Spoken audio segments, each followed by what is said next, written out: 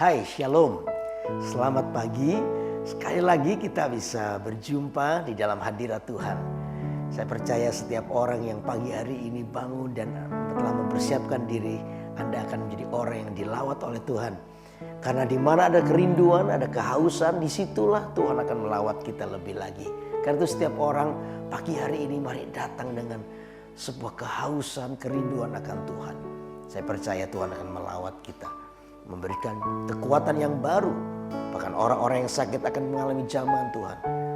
Ya, terlebih hati kita semakin dekat dengan Tuhan. Amin. Untuk itu mari kita akan nyanyikan satu lagu ini. Haleluya. Mari angkat hati kita kepada Tuhan. Haleluya.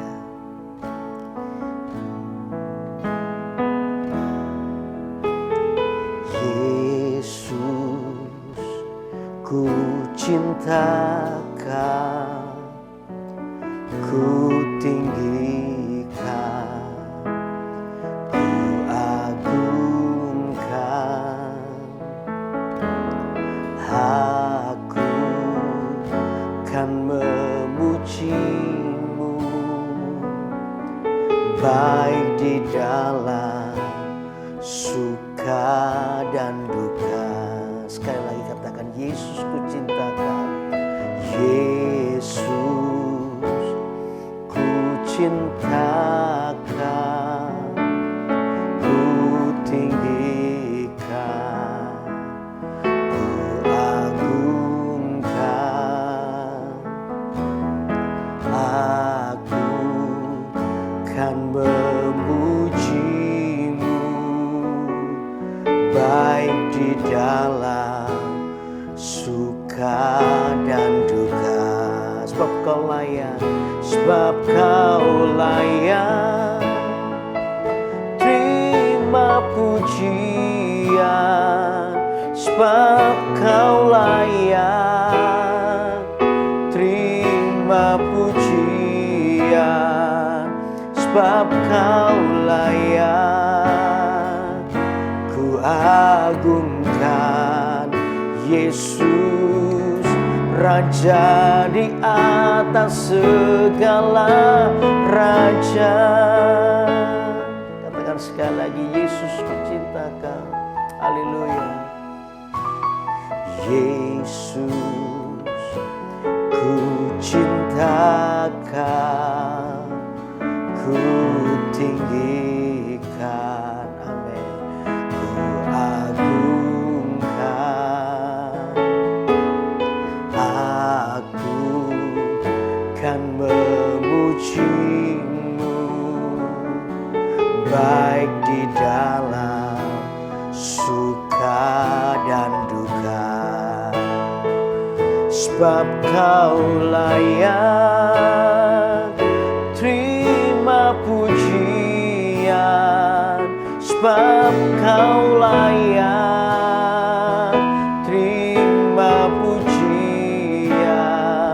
Sebab Kau layak ku agungkan.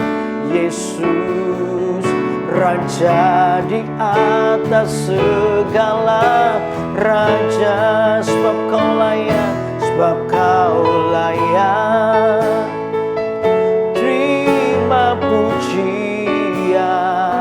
Sebab Kau layak terima pujian.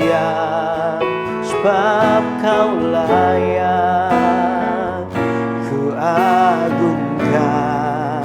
Yesus, Raja di atas segala raja. Sebab Kau layak, sebab Kau layak, amin, terima pujian. Sebab Kau layak terima pujian.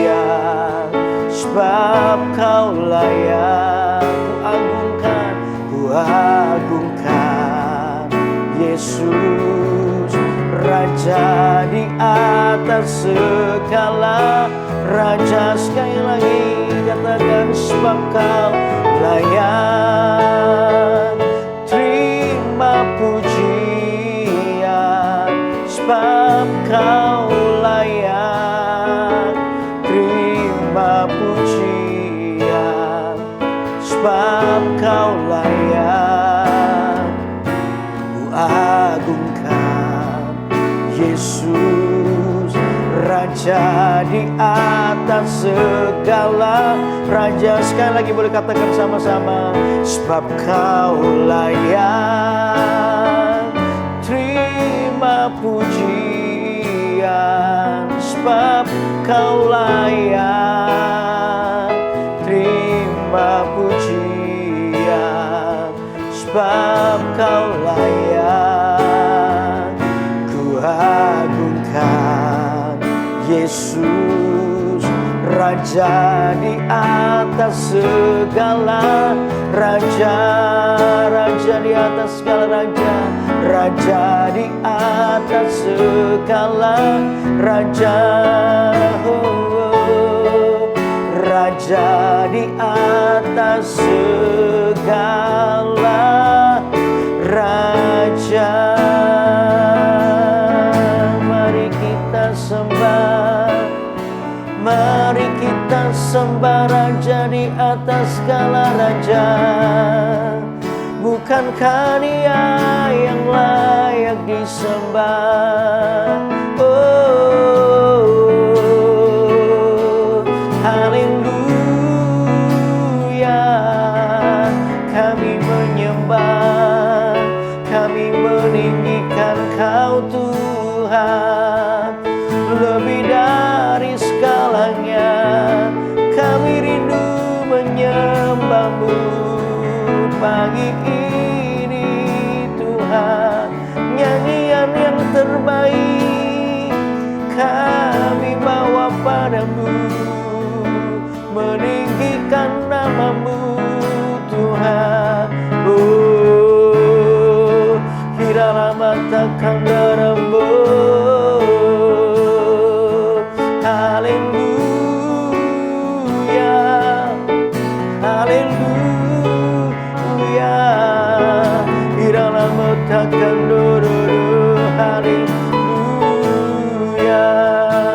Terima kasih, kami bersyukur, kami bersyukur buat kasih setia-Mu selalu baru tiap pagi ya Tuhan. Oh, mari jemaat angkat tanganmu, angkat suaramu. Bukankah Tuhan itu layak untuk disembah, layak ditinggikan? Kasih setia-Mu Tuhan selalu baru dan menjamah kami tiap pagi, sehingga pengharapan kami tidak akan pernah sia-sia, sebab Engkau Allah yang setia, setia menyertai kami. Hirana mata kandorana, hirana moshandere. Haleluya, haleluya. Oh, hirana mata kandaramu. Haleluya.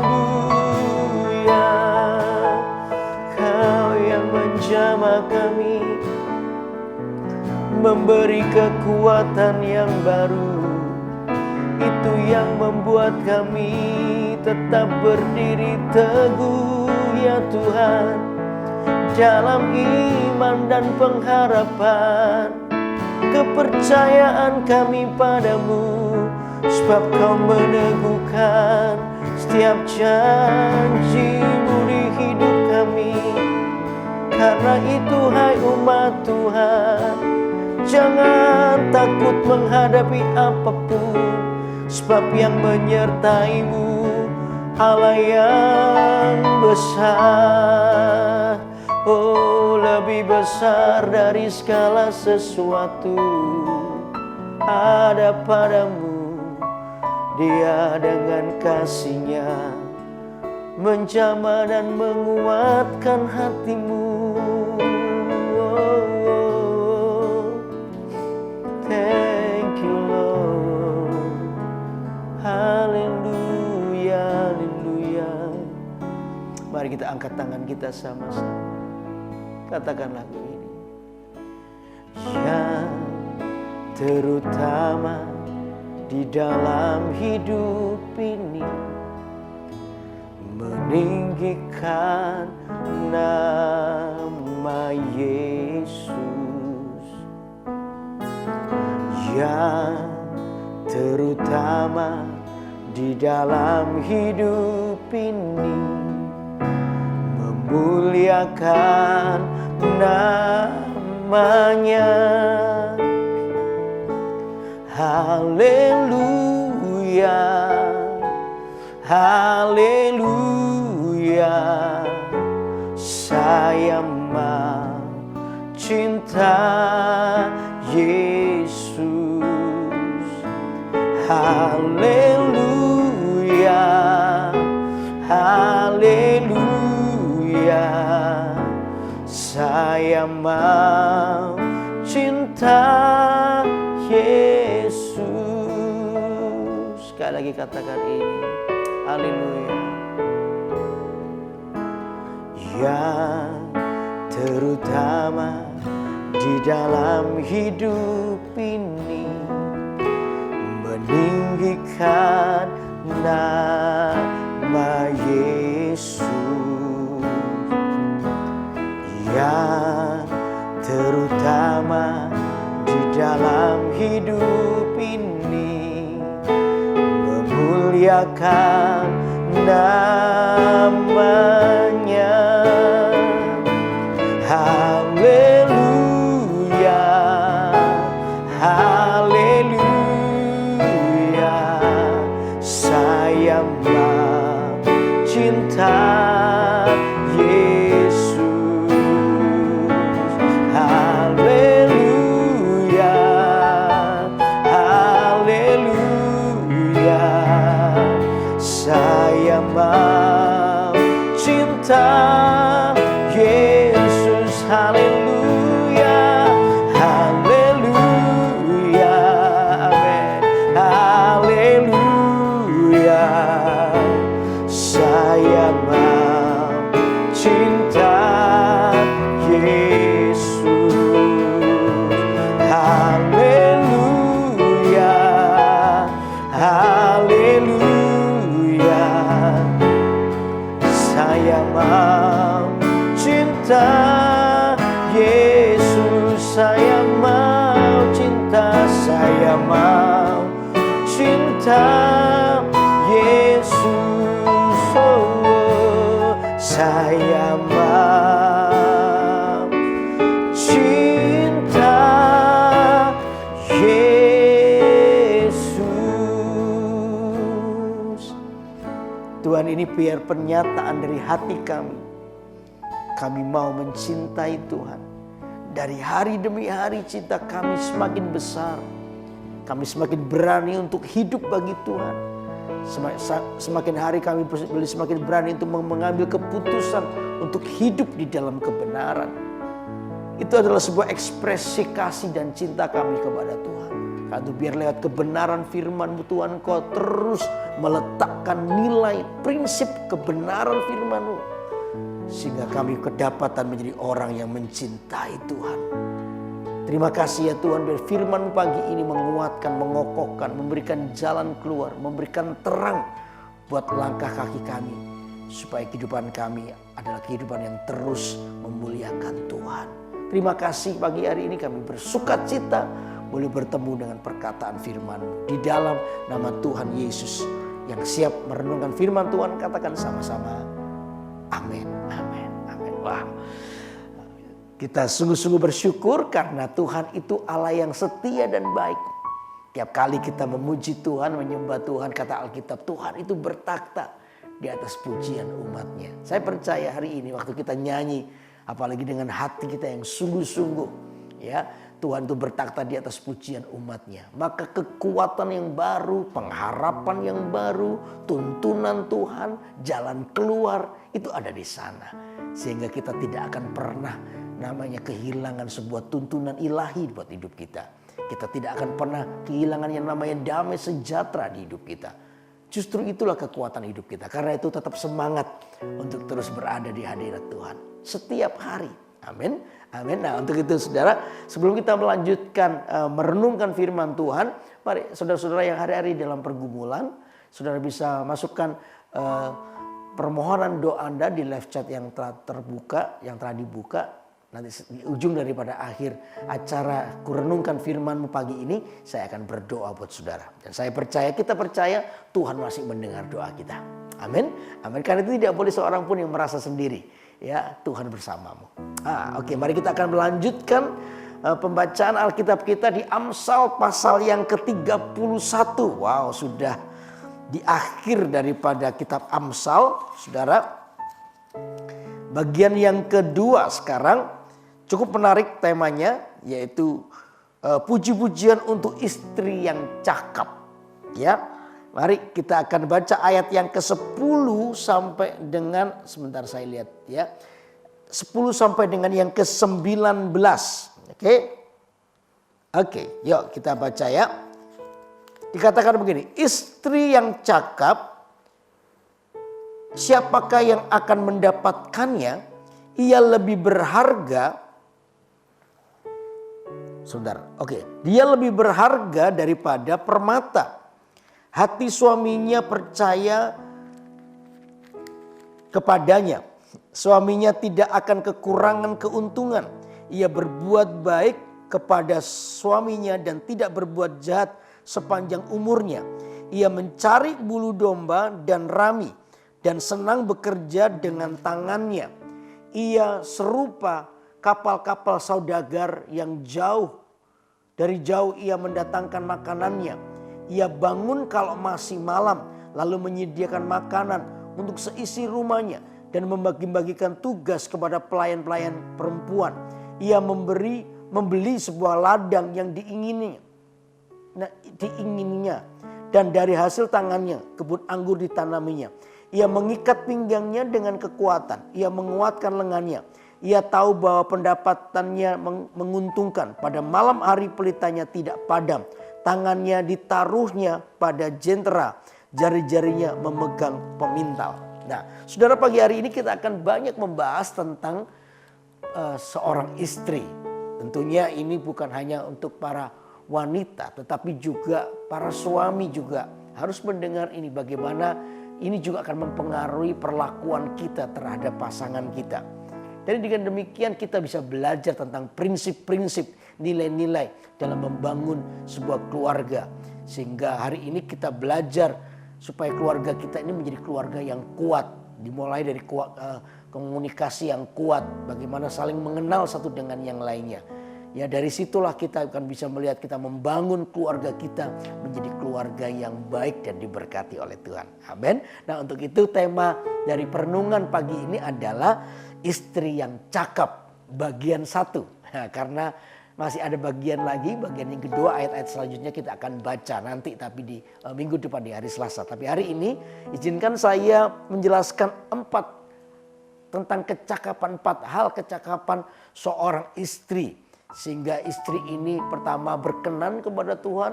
Lalu yang kedua, istri adalah seorang penolong, kata Alkitab. Penolong yang sepadan bagi suaminya. Apa itu? Nah, yang pertama adalah coba lihat ayat yang ke-11 sampai dengan yang ke-14. Hati suaminya percaya kepadanya. Suaminya tidak akan kekurangan keuntungan. Ia berbuat baik kepada suaminya dan tidak berbuat jahat sepanjang umurnya. Ia mencari bulu domba dan rami dan senang bekerja dengan tangannya. Ia serupa kapal-kapal saudagar dan dari jauh ia mendatangkan makanannya. Nah, yang pertama ada dikatakan ayat yang ke-11 dikatakan begini, hati suaminya percaya kepadanya. Jadi kualitas yang pertama untuk istri yang cakap adalah dapat dipercaya. Nah, dapat dipercaya dalam hal apa saja. Saudara dapat dipercaya ini adalah bagaimana suaminya ini melihat bahwa istrinya ini telah berlaku benar, mengambil sikap sebagai seorang istri. Makanya dikatakan yang dapat dipercaya itu berarti yang pertama adalah mendukung visi daripada suaminya. Mendukung visi daripada suaminya. Seorang istri diletakkan sebagai penolong yang sepadan. Berarti tugas istri adalah lihat, dukunglah visi daripada suamimu. Karena untuk itulah para suami harus punya visi. Para suami harus punya tujuan. Suami harus punya target. Ketika suami punya target, maka istri punya tugas mendukung visi itu. Mengapa wanita lebih dominan? Kenapa wanita menjadi dominan? Karena para suami gagal untuk memiliki visi di dalam kehidupannya. Ketika suami gagal untuk memiliki visi, maka istri akan secara otomatis, ya ini sikap wanita. Wanita ini punya kekuatan yang penuh sebenarnya, ya, dimana kalau kita bisa melihat ketika satu keluarga terjadi persoalan, para suami-suami kadang sudah tumbang di dalam semangat hidupnya, apalagi para suami yang hari-hari itu merasa tertipu, bisnisnya sudah dibangun berpuluh-puluh tahun tiba-tiba bangkrut, ngalami banyak hal, maka para suami ini lebih mudah untuk menjadi down, ya lebih mudah untuk menjadi tidak berpengharapan karena situasi itu. Nah, lain dengan para wanita, para ibu itu melihat bukan sekedar soal bangkrut lalu nggak punya uang, bukan itu isunya. Memang itu jadi perhatian, tapi lebih perhatian kepada kalau mereka punya anak, kalau aku nggak bekerja, kalau aku nggak semangat, lalu aku tinggal di dalam keterpurukan, nah anakku ini makan apa? Para istri itu akan mengambil alih semuanya, dia akan bekerja. Dia akan bekerja apa saja untuk supaya bisa menghidupi keluarganya. Disitulah sikap dari wanita. Nah, kalau sampai sikap itu ada lalu tidak didukung dengan visi yang ada, maka menjadilah dominan para wanita. Sadar atau tidak sadar, tiba-tiba wanita bisa menguasai para suami atau keluarga.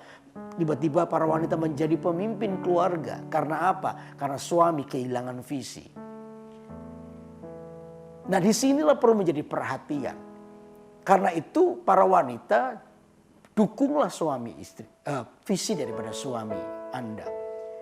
Para pria yang menjadi kepala dalam rumah tangga harus punya visi dan para wanita mendukungnya. Dengan mendukung dengan semua kekuatannya itulah maka kepercayaan itu dibangun di situ. Bagaimana para wanita bisa menempatkan diri, para istri bisa menjadi pendukung, menempatkan diri sebagai pendukung daripada suaminya. Kalau saya percaya kalau struktur ini dibangun dengan benar, maka saya percaya namanya berkat Tuhan itu pasti akan datang dalam kehidupan saudara. Amin. Jadi arti dapat dipercaya yang pertama akan mendukung visi dari suami. Yang kedua apa? Yang kedua ini.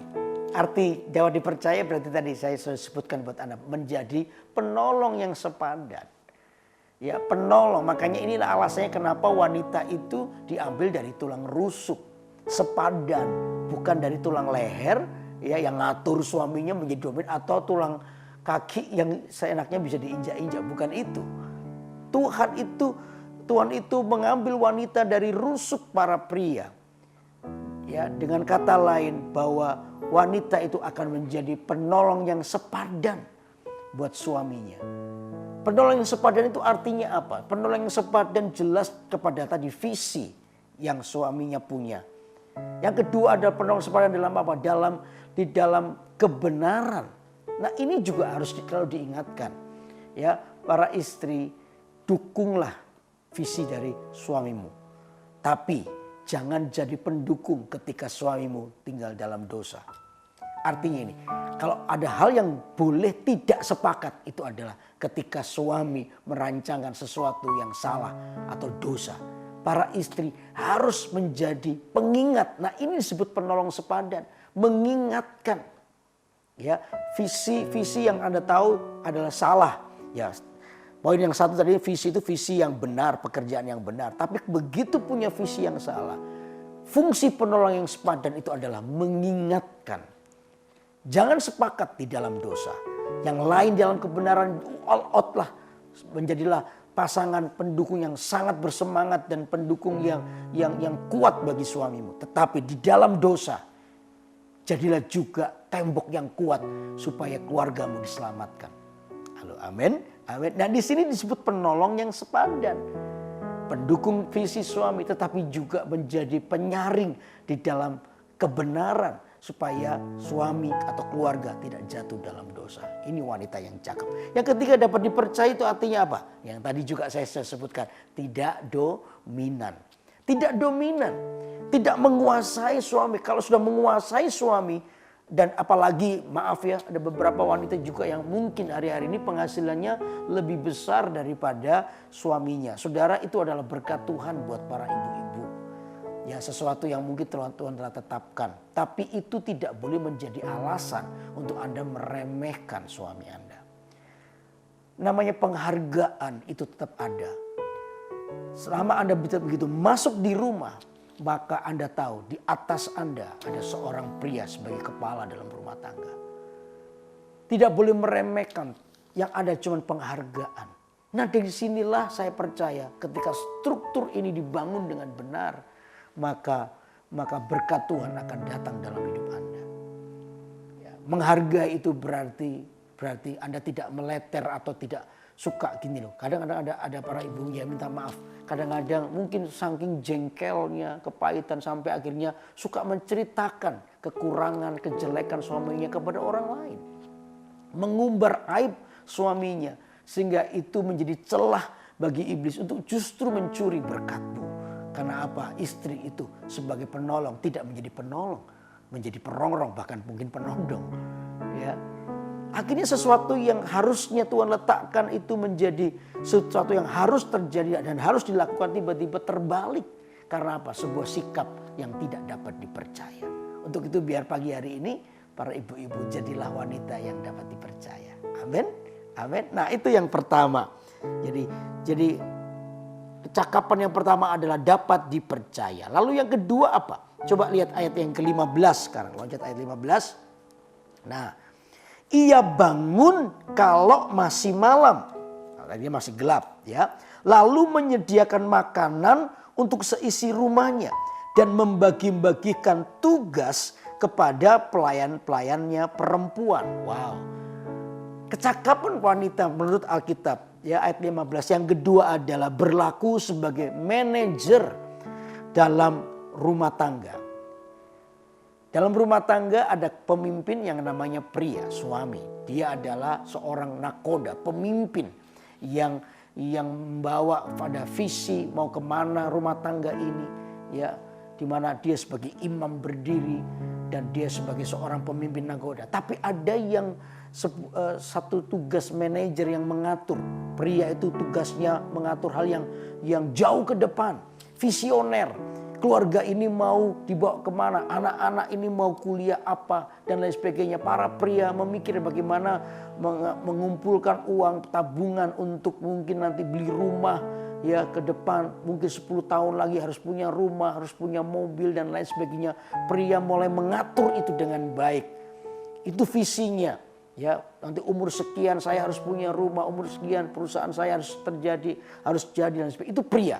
Tetapi untuk mendukungnya untuk hal detail tiap-tiap hari, besok makan apa, rumah harus dalam keadaan bersih, mengingatkan anak-anak minum vitamin dan lain sebagainya, itu tugas wanita. Nah, disinilah tugas manajer harian itu ada pada pundak wanita. Nah, yang dimaksud dengan manajer itu apa? Ya, dia itu mengatur urusan rumah tangganya. Ya, mengatur urusan itu dikatakan ini. Ia bangun kalau masih malam. Ia menyediakan apa? Makanan. Besok makan apa? Itu para istri yang memikirkan. Ya, besok ini makan apa ya? Ya, pria-pria mungkin nggak bisa mikir seperti itu. Pria itu besok kerja, cari uang, kumpulin duit untuk nanti pergi rekreasi atau berlibur kemana. Itu pria. Tapi wanita mikirkan, oh besok makan apa ya? Setiap hari perlu memikirkan itu. Nah, itu wanita bagaimana juga mengatur rumah tangga supaya rumah bersih, teratur, rapi. Ya, dikatakan dia mengatur dan membagi-bagikan tugas kepada pelayan-pelayan yang perempuan. Kalau ada pembantu rumah tangga di rumah, mungkin itu para wanita yang mengatur. Dia mengatur semuanya. Artinya yang pertama, ia mengatur urusan rumah tangga dengan baik, itu manajer. Lalu yang kedua, arti manajer apa? Yang kedua ini penting juga, apa? Mengelola keuangan. Ya, mengelola keuangan keluarga dengan baik. Dia memanage keuangannya dengan baik, tidak boros.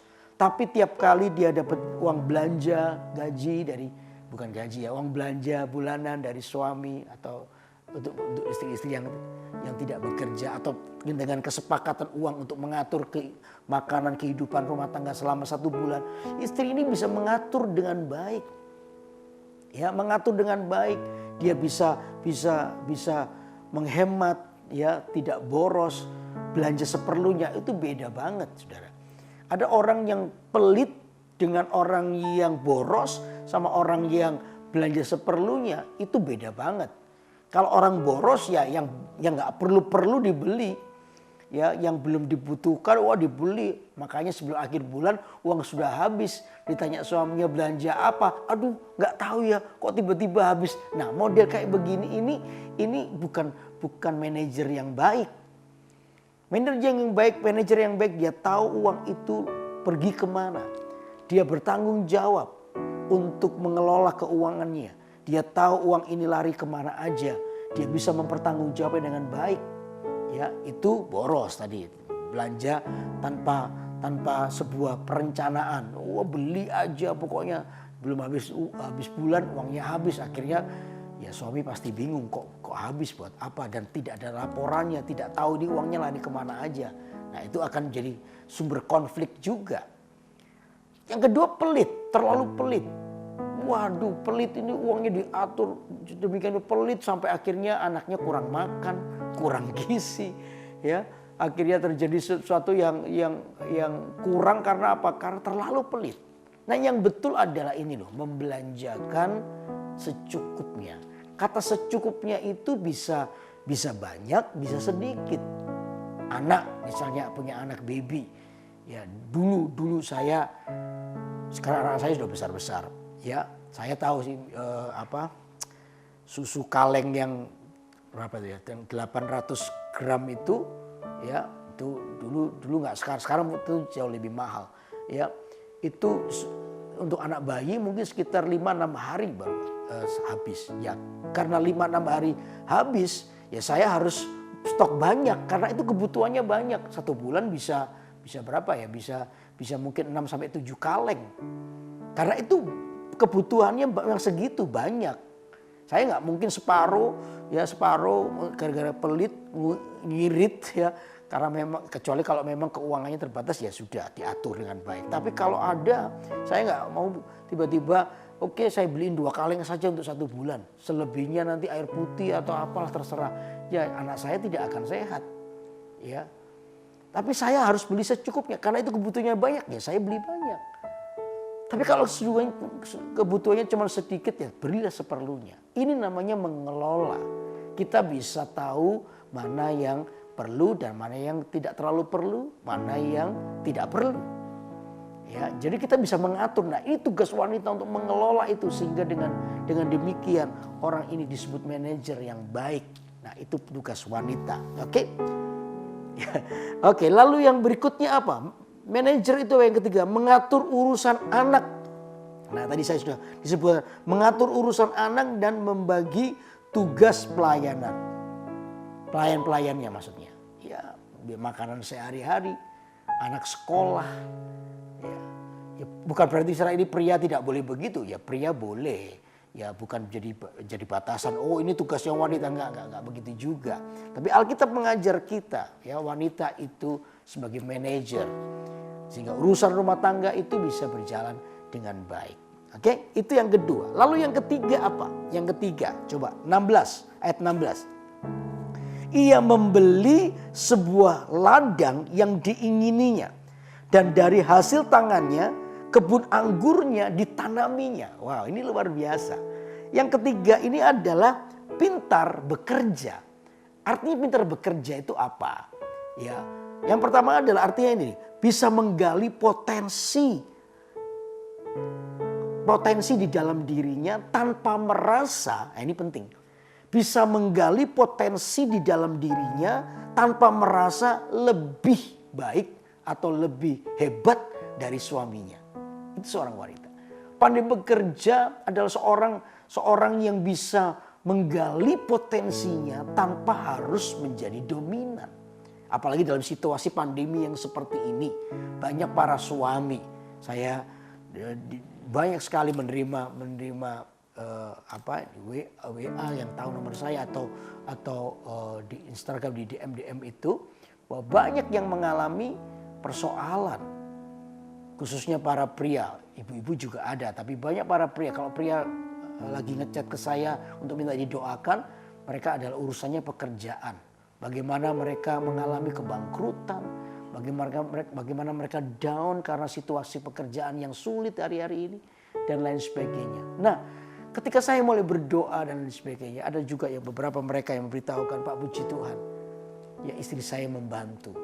Wow, saya senang sekali melihat itu. Istri tidak menjadi beban, malah istri adalah orang yang bisa melihat potensi dalam dirinya untuk meringankan beban daripada suaminya. Tanpa harus menjadi dominan, tanpa harus menjadi sombong lalu meremehkan suami karena suami lagi jatuh terpuruk ini. Tapi justru apa yang dilakukan oleh istri itu, mereka mendukung suaminya. Dan dari situlah justru timbul bangkitlah kebanyakan dari mereka, bangkitlah semangat daripada suaminya untuk melihat bahwa di dalam menghadapi ini aku tidak pernah sendiri. Aku punya istri yang baik, aku punya istri yang cakap, aku punya istri yang pandai bekerja, artinya bisa melihat sebuah peluang dengan baik dan mengembangkannya. Dikatakan dia membeli sebuah ladang yang diingininya, dan dari hasil tangannya kebun anggur ditanaminya. Orang ini gak akan pernah membiarkan keadaan terpuruk lalu ya sudah mati ya sudah. Bukan begitu. Tapi orang ini adalah orang yang terus melihat sebuah potensi di dalam dirinya untuk digali, untuk dia bisa mendukung suaminya. Yang ini yang dimaksud dengan ada seorang yang pandai bekerja. Ya, lalu seorang yang pandai bekerja adalah apa? Orang yang berani untuk mencoba. Berani untuk mencoba.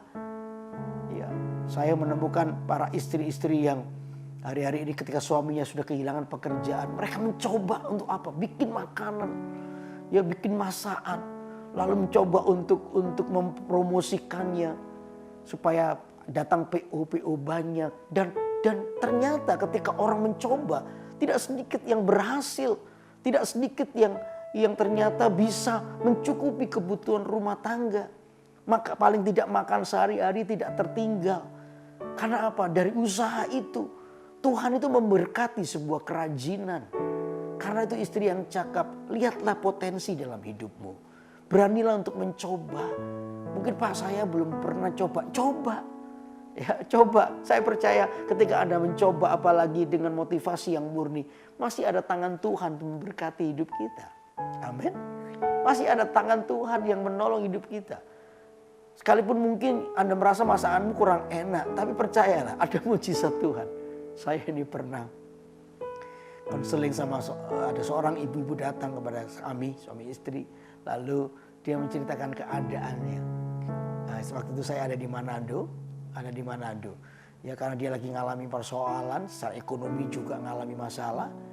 Akhirnya dia mencoba, ini orang Manado, dia bikin kue, saudara. Bikin kue yang dia sendiri belum pernah bikin, tapi dia mencoba bikin. Nah itu kuenya, kalau ini kuenya orang Jawa, Nagasari, Nogosari ya, Anda tahu ya Nagasari. Itu bikin kue itu, dan itu dari Nagasari itu yang tengahnya pisang, lalu di samping-sampingnya itu kayak ada santan yang mengeras begitu, ya empuk tapi beku begitu. Nah saya pernah dicobai, Pak coba saya, puji Tuhan Pak, ini makanan yang paling laris. Ya Pak jadi cobalah, orang banyak yang suka Pak. Ya oke, saya pikir ini favorit ya, udah saya makan saudara. Saya ini orang asli, orang ya tinggal di Jawa, lalu waktu pelayanan di Manado, saya makan itu Nagasari. Itu santannya kayak saya sampai nempel-nempel di gigi gitu. Sampai saya susah nafas. Saya dalam hati kayak gini paling laris. Ya namanya berkat Tuhan nggak bisa dilawan, saudara. Betul nggak? Namanya berkat Tuhan. Ya sudah, dari situ dia coba ketika dia tanya, Pak, masukannya apa? Nah, ini terlalu lengket sampai masuk ke dinding-dinding mulut saya. Untung saya masih bisa bernafas, ya kan? jadi oh gitu ya Pak. Iya, tolong di mungkin apa yang kurang lah airnya atau apa, saya juga nggak ngerti. Tapi ketika dia dengar masukan saya diolah tiba ya jadi enak juga. Tapi orang ini adalah orang yang berani mencoba dan Tuhan itu memberkatinya. Amin. Jangan lemah semangat. Ayo berani mencoba. Itu namanya seorang yang pintar bekerja, ya, mampu melihat peluang untuk menambah pendapatan, ya, mampu melihat sebuah peluang untuk mendapatkan pendapatan. Saya percaya Tuhan memberkati kita. Amin, amin. Nah, sekarang yang keempat apa? Ayat 17 dan 19. Lihat ini. Ia mengikat pinggangnya dengan kekuatan. Ia menguatkan lengannya. Ia tahu bahwa pendapatannya menguntungkan. Pada malam hari pelitanya tidak padam. Tangannya ditaruhnya pada jentera. Jari-jarinya memegang pemintal. Wow. Sampai jauh malam Alkitab mengisahkan bagaimana seorang wanita itu ya dia tidak pernah membiarkan jarinya dia. Tangannya ditaruhnya pada jentera. Jari-jarinya memegang pemintal. Ya, pada malam hari pelitanya tidak padam. Wow. Saya kalau melihat istri saya, wow, kadang-kadang saya kagum. Saya sampai melihat ini wanita nggak ada capeknya sama sekali. Ya, pagi-pagi setiap pagi bangun pagi sekali. Ya, dia harus memasak buat anak-anaknya, buat saya juga. Ya, ketika selesai doa dia langsung ke dapur masak. Setelah itu dia harus ke kantor. Dari kantor pulang dia harus kadang masak lagi untuk kita juga. Kita ini nggak pernah pakai asisten rumah tangga, nggak pernah pakai itu. Istri saya juga yang bersihin semuanya. Saya sampai wow, ini wanita tangguh sekali. Ya, wanita yang tangguh. Yang keempat itu saya bilang seorang wanita adalah seorang yang tangguh. Orang ini adalah orang yang tidak gampang menyerah. Makanya proses kelahiran atau proses kehamilan itu Tuhan percayakan pada wanita. Karena wanita ini bisa tahan, kadang tahan sakit, tahan menderita untuk sesuatu yang memang baik, bukan hanya untuk kepentingan dirinya, tapi untuk kepentingan rumah tangganya juga. Makanya saya selalu bilang sama anak-anak saya, nggak boleh kurang ajar sama mama, ya, tidak boleh kurang ajar sama mama. Apalagi sama papa. Tidak boleh kurang ajar sama mama. Mama adalah seorang yang memberikan dirinya untuk membuat keluarga ini menjadi baik. Seorang wanita yang tangguh, yang tidak gampang menyerah. Ya, saya pernah tiba-tiba kedatangan seorang ibu yang dia cerita bahwa dia seorang yang dulunya adalah seorang yang kaya raya. Dia punya perusahaan bis dan lain sebagainya. Tapi satu saat suaminya mengalami kebangkrutan. Bangkrut, jatuh. Dia tertipu sana sini akhirnya bangkrut. Rumah yang besar dijual. Ya, dia tinggal di tempat yang kecil. Nyonya ini dari nyonya besar tiba-tiba menjadi seorang yang miskin. Suaminya sudah terpuruk sekali. Pekerjaan yang cuma tidur makan. Mau memulai usaha itu kayak berat. Karena suaminya begitu trauma dengan pekerjaan atau bekerja kembali. Suaminya dalam keadaan yang terpuruk seperti itu. Tetapi sang istri ini tidak pernah tinggal diam karena dia punya anak-anak. Anak-anak ini butuh makan. Anak-anak ini masih butuh biaya untuk sekolah. Untuk itu dia mengambil pekerjaan apapun. Dia cerita dari pagi, Pak, saya bangun pagi.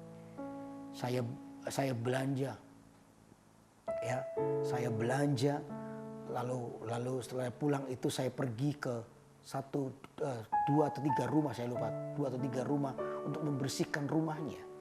Dia menjadi pembantu rumah tangga, menjadi asisten rumah tangga yang datang ke rumah. Setelah selesai kira-kira sampai siang begitu dia pulang dia masak, saudara. Dia masak lalu sore itu dia buka warung sampai jauh malam. Habis jam malam dia istirahat sampai di rumah, pagi-pagi dia belanja lagi. Setelah belanja dia bekerja menjadi asisten rumah tangga, cuci, setrika baju, bersihin ngepel rumah orang. Setelah itu selesai, dia pulang, dia masak.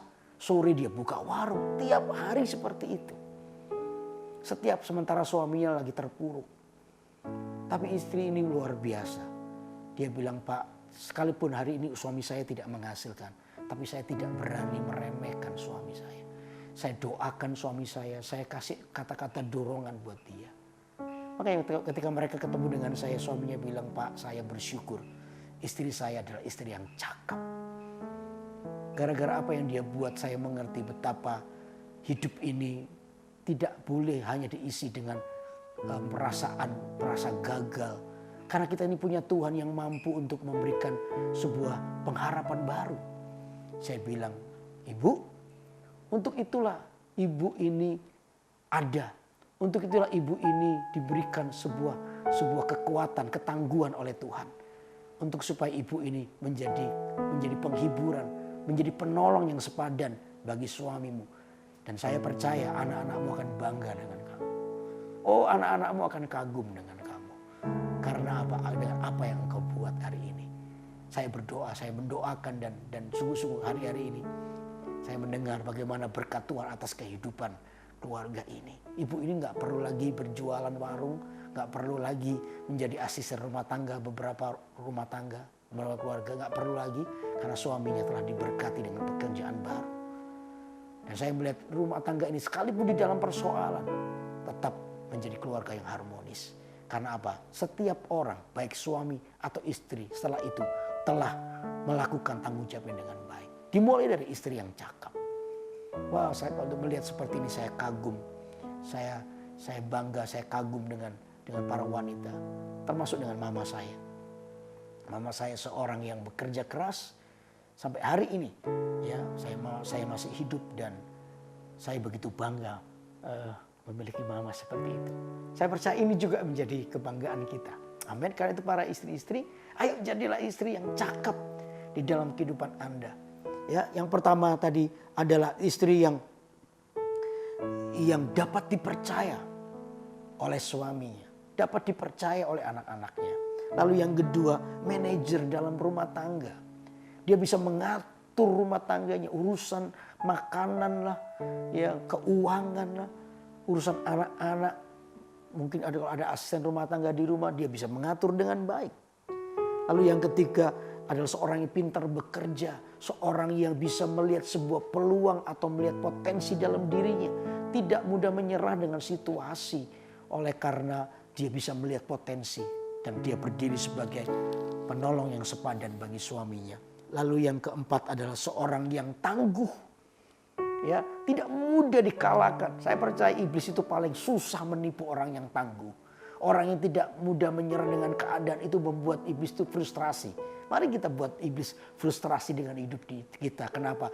Godaannya gak pernah berlaku di hidup kita. Karena apa? Kedapatan kita menjadi orang yang tangguh. Para istri, betapa dikagumi Anda dengan suami atau anak-anak Anda. Karena Anda adalah orang yang tangguh.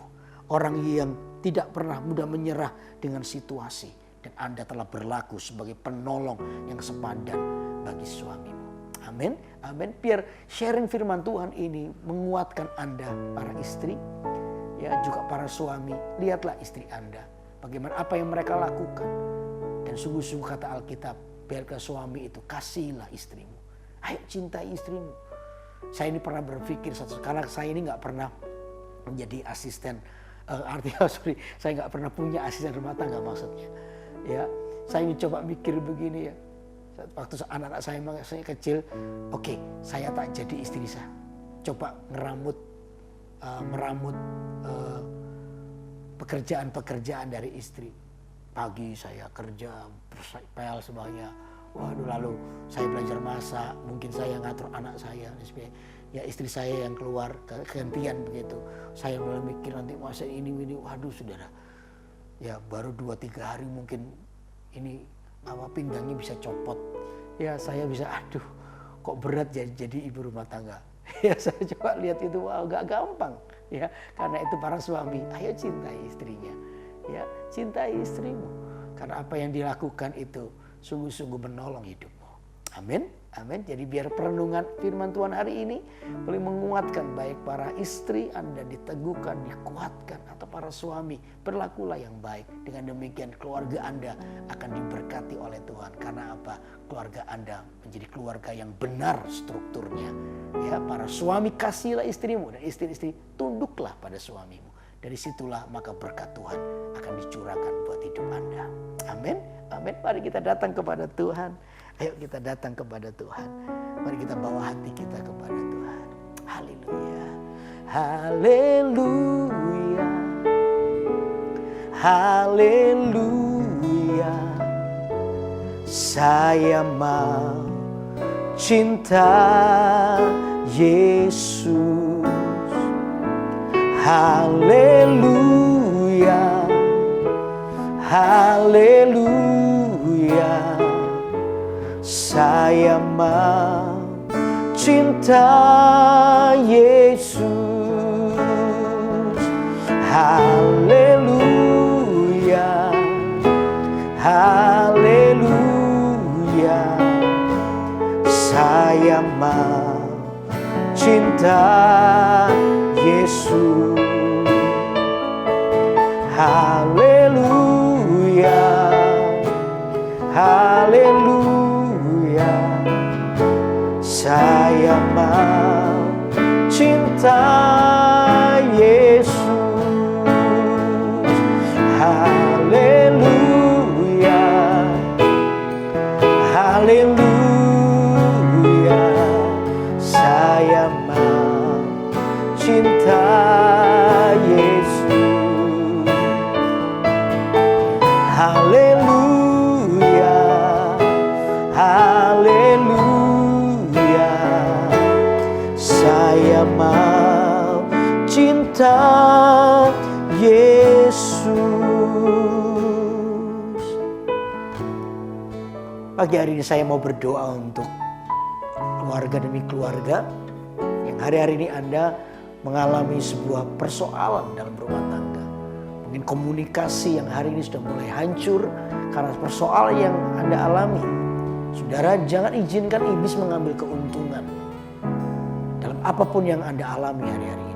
Izinkan justru Tuhan itu melakukan pemulihan ketika para istri atau para suami mengambil tugasnya masing-masing dengan baik.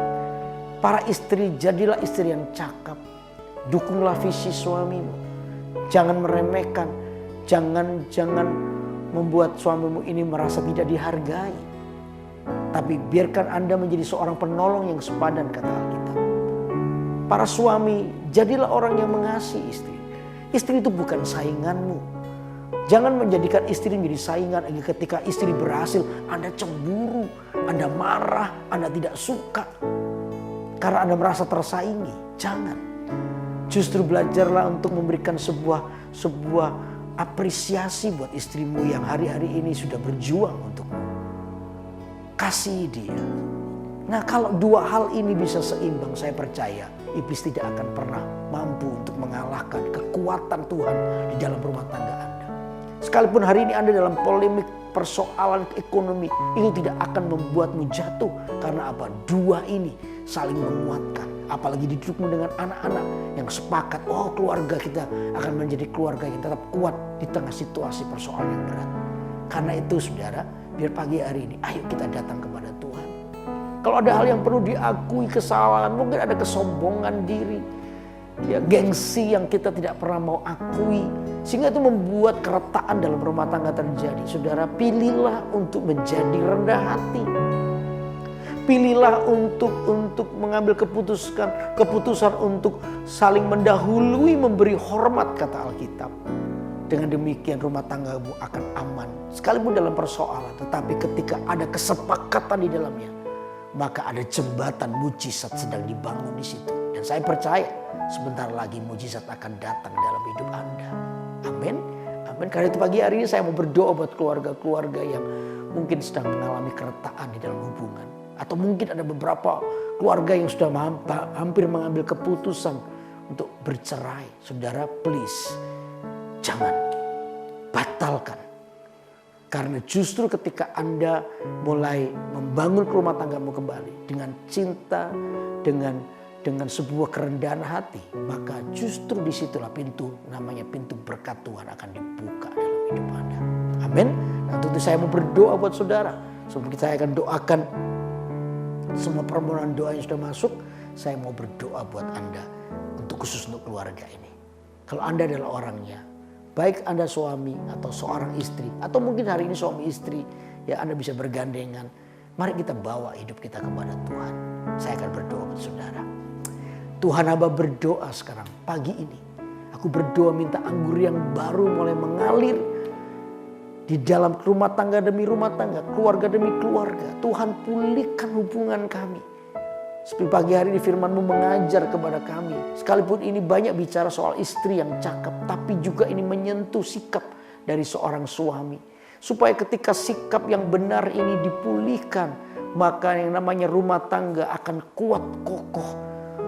Salah paham mungkin bisa terjadi, tetapi itu tidak akan membuat kami semakin menjauh. Karena apa? Kerendahan hati mengawalnya, kerendahan hati membentenginya. Sehingga rumah tangga justru lewat konflik semakin kuat, semakin mengasihi. Karena mereka adalah orang-orang yang belajar dari konflik itu untuk berubah. Karena itu hamba berdoa sekarang di dalam nama Yesus. Biar jamahan-Mu untuk rumah tangga demi rumah tangga yang retak hari-hari ini secara komunikasi. Dalam nama Yesus dipulihkan. Tuhan, jamah hati kami, jamah hidup kami. Supaya kami boleh mengalami perubahan oleh karena Kristus yang kami tinggikan itu hidup dalam hidup kami. Hamba berdoa sekarang di dalam nama Yesus, datanglah kerajaan-Mu atas keluarga demi keluarga. Sekarang aku berdoa juga untuk orang-orang yang sakit dalam nama Yesus. Biar mengalami kesembuhan. Tuhan, jamah tubuh kami yang sakit. Apapun sakit paru-paru, ya, sakit ginjal, jantung, penglihatan, dalam mata, telinga, tulang. Hamba berdoa sekarang dalam nama Yesus. Terjadi sebuah kesembuhan. Aku melepaskan kesembuhan itu dalam nama Tuhan Yesus. Juga untuk orang-orang yang mengalami persoalan dalam pekerjaan, Tuhan tetap pulihkan. Sehingga pekerjaan demi pekerjaan ini dipulihkan oleh Tuhan. Orang-orang yang bangkrut dipulihkan sehingga mereka boleh kembali mendapatkan pekerjaan sehingga kalau mereka terlibat dalam hutang, dapat dilunasi hutangnya satu persatu. Berdoa ya Tuhan, mujizat-Mu. Semua hutang bisa dilunasi dengan cara Tuhan. Ampuni kesombongan, keserakaan. Ampuni cara kerja kami yang salah. Tapi hari ini Tuhan, biar mujizat-Mu terjadi. Hamba berdoa melepaskan berkat ini di dalam nama Tuhan Yesus Kristus. Terimalah berkat daripada Allah. Karena itu setiap kita yang hari ini mendengar firman Allah ini, biar dipulihkan hidup-Mu. Mulai hari ini sampai selama-lamanya di dalam nama Tuhan Yesus Kristus. Haleluya.